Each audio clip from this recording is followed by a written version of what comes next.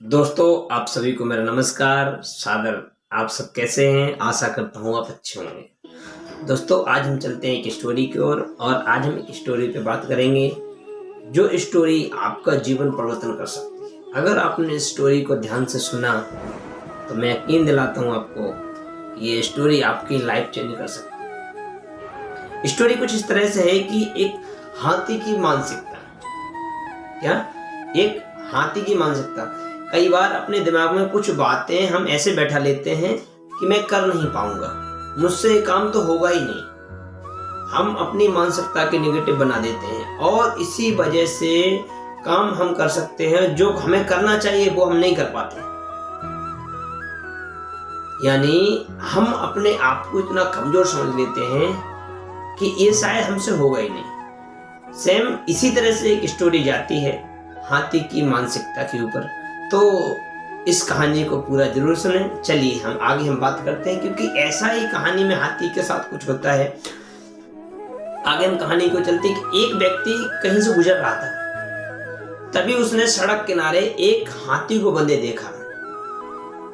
वो व्यक्ति वहीं रुक जाता है और हाथी के पैर में रस्सी बंधी हुई देखता है। उस व्यक्ति को यह देखकर बहुत आश्चर्य हुआ कि जैसा विशाल का जानवर लोहे की जंजीरों सिर्फ एक छोटी सी जंजीर से बंधा हुआ है। हाथी कहने के लिए बहुत बड़ा विशाल होता है। देखा जाए जानवरों में सबसे अगर कोई विशाल जानवर होता है ना, कोई पशु होता है ना, तो हाथी होता है। दिखने में एकदम विशाल लगता है और उसको एक छोटी सी जंजीर से बांधा गया और उस जंजीर से वो बंधा हुआ है। हाथी चारों ओर से इस रस्सी में बंधन तोड़कर कहीं भी आसानी से जा सकता था, लेकिन किसी वजह से वो ऐसा नहीं कर रहा था। हाथी इस रस्सी के बंधन को तोड़कर क्यों नहीं जा रहा था? उस आदमी ने ये जानने की कोशिश की। उस व्यक्ति को बड़ी दिलचस्पी हुई इस बात जानने से कि ऐसा क्या कारण है जिस वजह से हाथी यहां से जा नहीं रहा। उस व्यक्ति के पास में खड़े महावत तो आप जानते होंगे, जो हाथी का महावत होता है, यानी कि जैसे घोड़े का घोड़े चालक बोलते हैं, हम घुड़सवार बोलते हैं, ऐसे हाथी के महावत बोला जाता है। हाथी चालक होता है, उसको महावत बोला है। महावत से पूछा कि हाथी क्यों इतना शांत खड़ा है और क्यों वो भागने का प्रयास नहीं कर रहा है।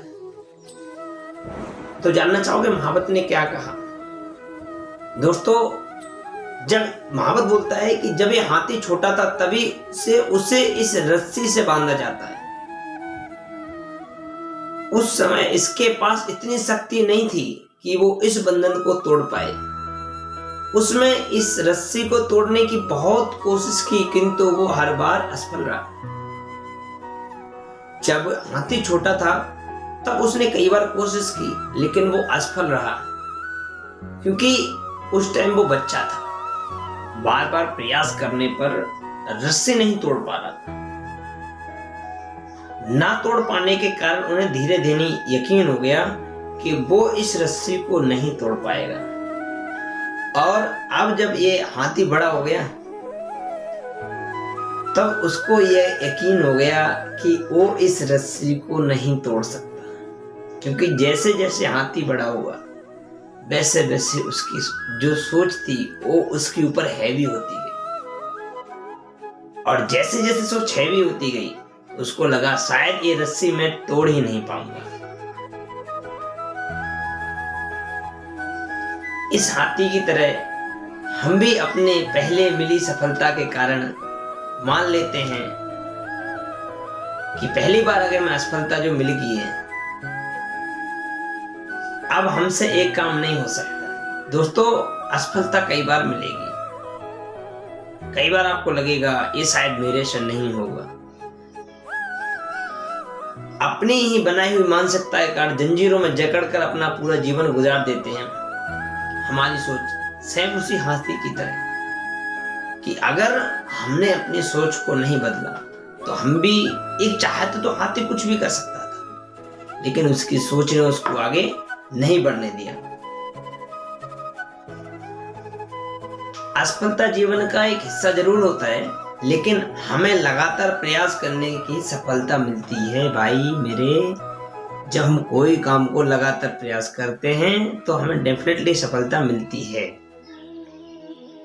अगर आप लोग भी ऐसे बंधन में बंधे हैं जो हाथी बंधा हुआ था, तो उस सोच से बाहर आइए, उस रस्सी को तोड़िए, उस गुलामी की जंजीरों को तोड़िए, और आप तोड़ सकते हैं, क्योंकि आप हाथी नहीं हैं, आप एक इंसान हैं।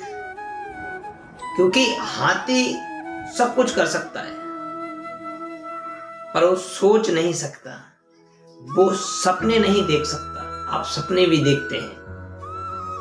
आपको अपनी फैमिली की जिम्मेदारी भी है। शायद उस हाथी को ना हो, पर आपको है। आपको तोड़ना पड़ेगा उन जंजीरों, और आप अगर जंजीरों को तोड़ते हैं तो आप वो सारे सपने पूरे कर सकते हैं। अगर आपको हमारी स्टोरी हाथी वाली मानसिकता अच्छी लगी है तो हमारी स्टोरी को शेयर करें, लाइक करें और हमारे चैनल को सब्सक्राइब करें। मिलते हैं हम अगली वीडियो लिए। तब तक के लिए हमारे तरफ से आपको जय हिंद, नमस्कार।